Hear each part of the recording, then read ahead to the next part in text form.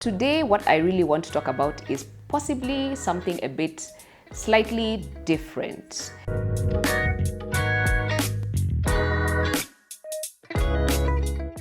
The I Am Unafraid podcast, when I started this podcast 16 weeks ago, my primary goal was to speak on love, life, love, and healing from a space of honest conversations. And I'm still 100% on that trajectory. But the last 25 days, and I say 25, it's very specific why I've said 25 days, I'll explain. I feel like I have come to a bit of more self-awareness about what kind of conversations I want to continue to have. And so at the back of these conversations on love, on life, love, and healing, I want to speak from a space of promoting self-awareness. Like, I believe, over the last couple of years, I have grown into my own, I've matured, I've learned from, and I'm still learning from my life's experiences, good or bad. And I realize that over time, because I have consistently told myself that no matter what life throws at me, I will strive to draw a lesson from it, and I will strive to be better, and I will strive to increase my level of self-awareness. So how I look at self-awareness is, it's like, I guess the hierarchy of needs. You know how in the beginning, when you start out in your career or your life, when you're an adult, your goal is to make money, to put food on the table, and you're chasing money and things like that. And then as you grow, your needs you move from trying to achieve basic needs of housing, shelter, clothing, food. You now begin to become a bit more sophisticated in the kinds of things that you want. And you're like, okay, now I want quality items. Like maybe I want to buy a specific phone, or I want to travel the world, or I want to start a new hobby. And then at a time in life, you now then decide you want to self-actualize, so to speak. So similarly, I believe that, a lot of the times we say, human beings, we have this thing of saying we are self-aware, we're self-aware. Even I thoroughly believe I'm extremely self-aware. But what I've realized over time is that there are levels of self-awareness. And for me, when I'm speaking on this podcast and being unafraid about the topics on life, love, and healing, what I'm realizing is I'm becoming more and more aware that I'm not as self-aware as I thought I was. And so the goal of this podcast is, as I have these monologues or soliloquies, whichever you want to talk to name them or call it, I can help whoever is listening to me increase in their self-awareness as well. Because like I said, the world is a crazy place. The world is an amazing place, but it's a crazy place. And the reason why this world can be a bit intense is because human beings are just not self-aware. We sometimes move through life oblivious of, we actually think we know what we are doing. Let me speak for myself. Sometimes I have thought that I know what I'm doing, and then I realize I actually didn't know, and it usually comes in hindsight, right? So those are the kinds of conversations I want to really push on this podcast. So that out of the way. So let me tell you the last 25 days, why I mentioned the last 25 days. So 25 days ago, I decided to go on a fast. Now, I'm the kind of person who I can be very, I jump onto things very easy. Like I can decide today I'm going to climb a mountain, and I will wake up and start training for that mountain, and I will make sure that I climb it. So similarly, that's how I ended up going on this spiritual fast. Now, just to backtrack a bit, at the beginning of the year, I remember I started my year with like a 40-day marathon of reading this book called The Purpose-Driven Life. And I think I've mentioned it in a previous podcast. And for some reason, I've been on this feeling that I need to, like, I thought I knew my purpose, why I wanted to be who I want to be or achieve the goals I want to achieve. And then I realized that at some point in my career, in my life, after several life experiences, good and bad, I discovered that I wasn't really sure that I was pursuing my purpose. And I think this thing of purpose is a huge thing, because a lot of people really don't know their purpose. And by the time they're starting to discover that they don't know their purpose and they need to get on board with getting to know their purpose, they're like in their 30s or their 40s, like me. Not to say that I didn't know my purpose, but I realized that the things that I was chasing 5, 10 years ago were not really aligned with what I really, really wanted to do. I was really more focused on, I want to make money, I want to be wealthy, and we all get there, right? But now where I'm at is, yes, I want to make money. Yes, I want to be financially independent. And yes, I will be financially independent. But it's not my end all be all. So I found that in the last couple of months, years, I have kind of slowed down on that narrative of I want to be super, super successful, right? Now, so in the beginning of the year, hopefully I'm not rambling and I hope we are still together. At the beginning of the year, I was like, why don't I do this differently? So I remember listening to someone online on YouTube, and he was talking about, he mentioned Rick Warren and his book, The Purpose Driven Life. And I was like, I had done this book years ago, and I was like, okay, maybe I can do it again, from a spiritual perspective. So went on that journey of 40 days, finished the book, and that was the beginning of a lot of other things. So when I got to 25 days ago, for whatever reason, I watched something on YouTube again, and it inspired me to go on the fast. Now, here's the thing I'm learning about fasting. So even before I go on my own example, earlier in the year, I remember, so fasting can be of different types, right? You can fast from food strictly. It's not a spiritual fast. You're just like, I won't eat meat, I won't eat or I'll eat vegetables, or I'll fast from alcohol, or I'll fast from partying. And usually that most people tend to pull back on their hedonistic or those things that you really find yourself being very addicted to doing that may not necessarily be very good for you. At the beginning of the year, you're like, okay, for the first month of January, I am not going to drink alcohol, or I'm not going to or I'm going to exercise, I'm going to start going to the gym. So that is also kind of fasting, right? That is still fasting. When you fast from alcohol, you fast from partying and things like that, it's still a fast. But for me, I decided to go on a spiritual one because I was like, I wanted to build my relationship with God. I wanted to rebuild, to grow and nurture my relationship with God, because that's the phase I'm in. So, but here's a funny thing. I remembered a friend of mine who I really think is an amazing soul, right? I think he's a really amazing soul. And generally, as a person, right? He's just a generally nice person, good people and things like that. And I remember at the beginning of the year, he decided he wanted to go on a fast. So his was not a spiritual fast. It was like, I am not drinking alcohol for the next 30 days. And I was like, okay, cool, interesting, yeah. So he did. And he was off alcohol the whole month of January. Now, then of course, February came and he was like, hey, done my thingy, I'm happy, etc, etc. Now, it only occurred to me when I was on my own fast, right?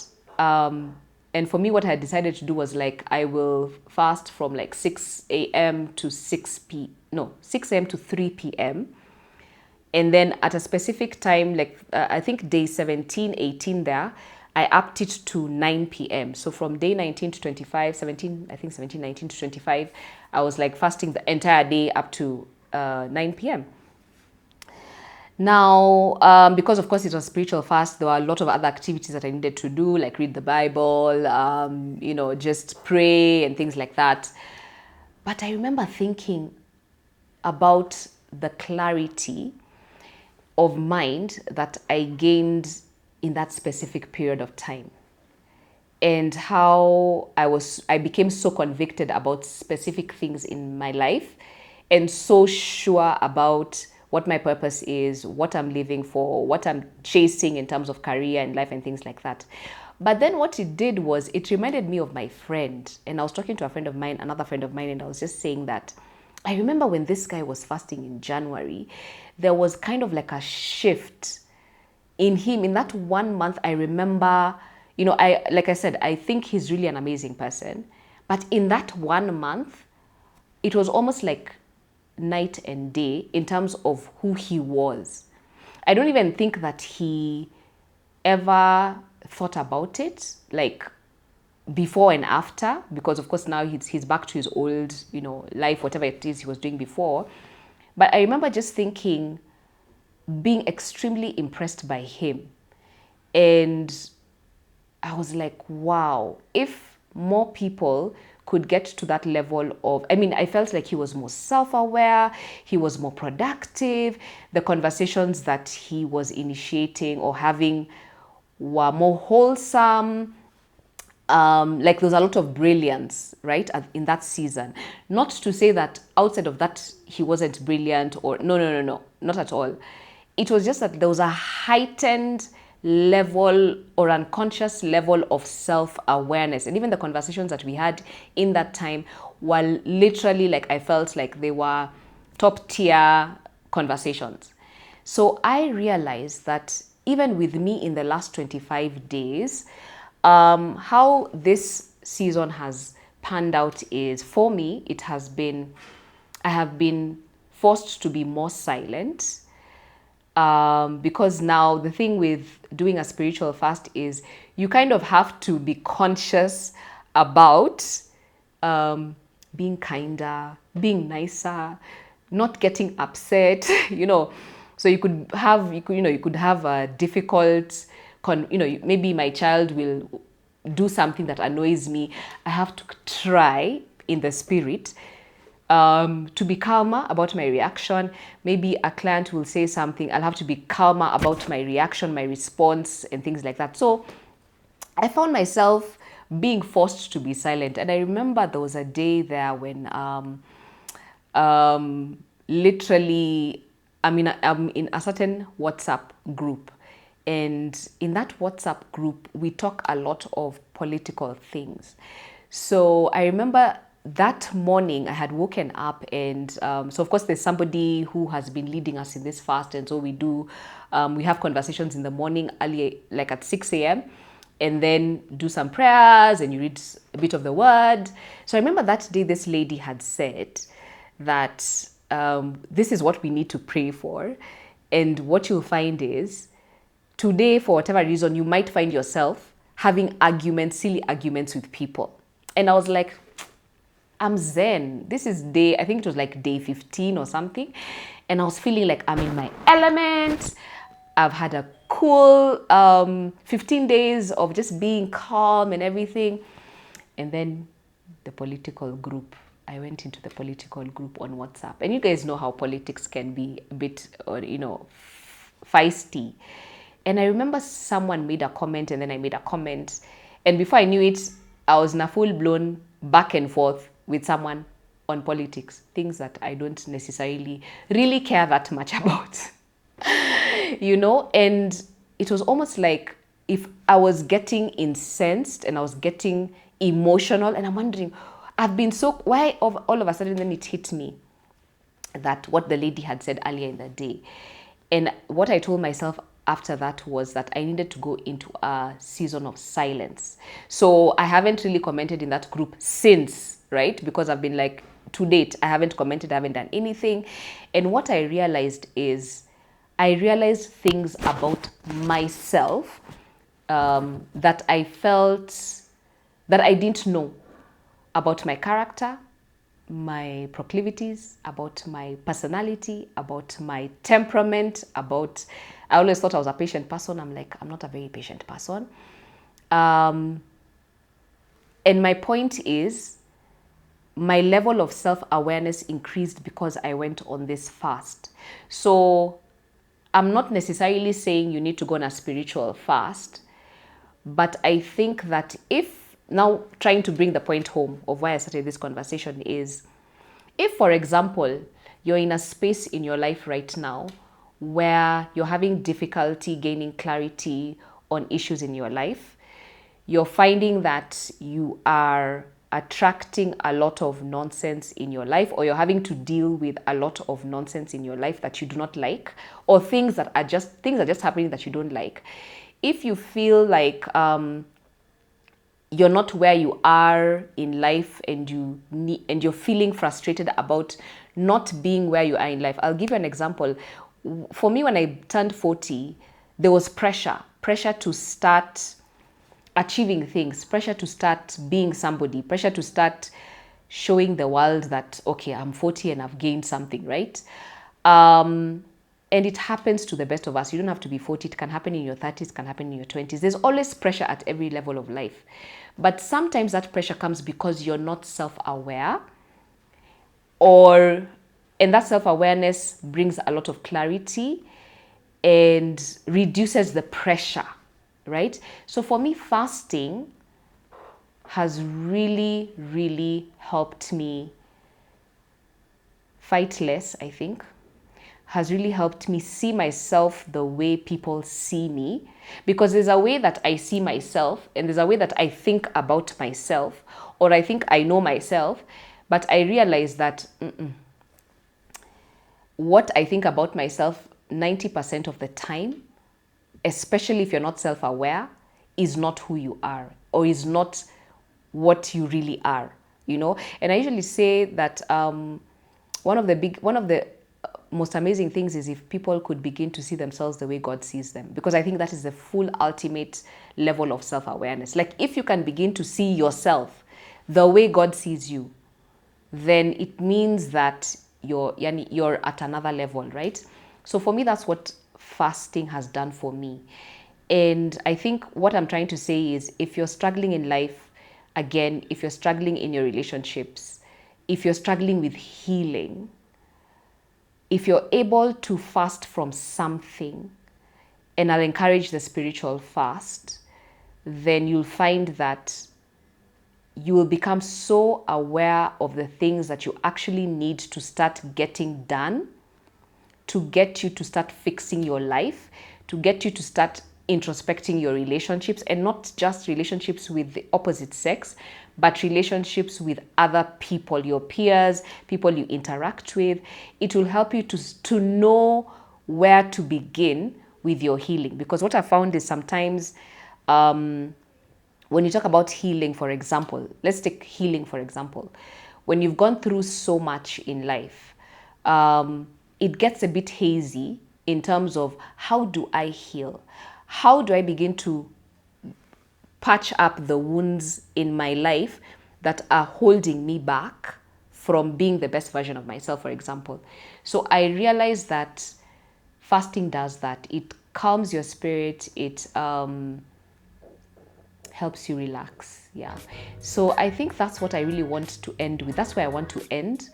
And I'm hoping that going forward, the conversations that we have, or the conversations that I have, because what I want also, guys, is to encourage you to kind of have this conversation with me. Like, I'm looking at the camera, but I'm talking by myself, but I'm actually imagining that I'm talking to people in a room.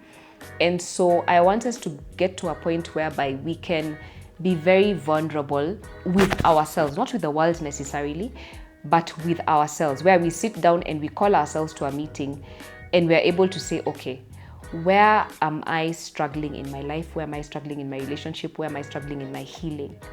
So yeah, that's about it for this episode. Thank you, guys, and see you soon. Bye.